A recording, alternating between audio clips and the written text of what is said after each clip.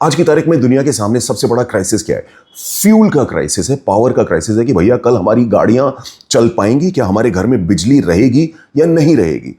दुनिया के बहुत सारे ऐसे देश हैं जिन्होंने अपनी पावर डिपेंडेंस ऑयल के ऊपर से हटा दी है, जैसे कि फ्रांस। 75% पावर रिक्वायरमेंट्स जो हैं फ्रांस की, वो न्यूक्लियर एनर्जी से मीट होती है। भारत भी ऐसा कर सकता था, क्यों नहीं कर पाया? क्योंकि जब भी हम उस रास्ते पर आगे बढ़े, किसी न किसी ने किसी न किसी तरीके से हमको रोक दिया। होमी जहांगीर भाभा को रास्ते से किस तरह से सीआईए ने चालें रच के हटाया, ये बातें अब ओपन में आ चुकी हैं। लेकिन ये सिर्फ अकेला एग्जाम्पल नहीं है। जब भी हम अपनी पावर रिक्वायरमेंट्स किसी और सोर्स के ऊपर ले जाने की कोशिश करते हैं तो देश में अचानक प्रोटेस्ट शुरू हो जाते हैं, और इन प्रोटेस्ट को आप हल्का सा भी अगर कुरेद के देखोगे तो आपको इसके पीछे खड़े मिलेंगे एग्जैक्टली वही एनजीओज जिनको फॉरेन फंडिंग बॉस्टन से, यानी यूएस से और यूरोप की पावर से आती है। जब कुडाकुलम तमिलनाडु में हमने न्यूक्लियर प्लांट एस्टेब्लिश करने की कोशिश की तो सामने जानते हैं ऑपोजिशन में कौन आया? वहां का तुतिकोरिन चर्च, जिन्होंने बोला कि यहां से निकलने वाले गर्म पानी की वजह से मछलियां मरनी शुरू हो जाएंगी और जितने भी फिशरमैन हैं, ये सारे के सारे क्रिश्चियंस हैं, इनकी जिंदगियां बर्बाद हो जाएंगी। एक और भी प्रोजेक्ट बिल्कुल ऐसा ही था, वो था स्टरलाइट का प्रोजेक्ट। स्टरलाइट बनाती थी कॉपर, और कॉपर में उस समय तक हम दुनिया को एक्सपोर्ट किया करते थे,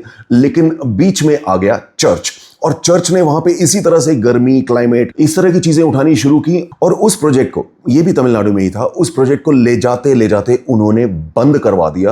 एक समय था जब हम कॉपर एक्सपोर्ट करते थे, लेकिन आज भारत के सामने स्थिति ऐसी बन गई कि अब हमें कॉपर को भी इंपोर्ट करना पड़ता है।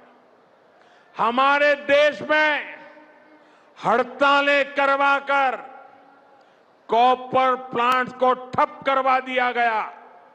लेकिन कॉपर का और पावर का क्या रिलेशन है? रिलेशन है। तो जो आज के नए रिसोर्सेज हैं एनर्जी के, इसमें जैसे हो गया इलेक्ट्रिक, हो गया सोलर, हो गया, इन सब में सबसे ज्यादा इस्तेमाल होने वाला रॉ मटेरियल जो है वो है कॉपर। और इस कॉपर के ऊपर बाहर वालों की नजर जाहिर तौर से थी, और उन्होंने इसको इस्तेमाल किया, और किसके थ्रू? उन्हीं चर्चेस और उन्हीं एनजीओज के थ्रू।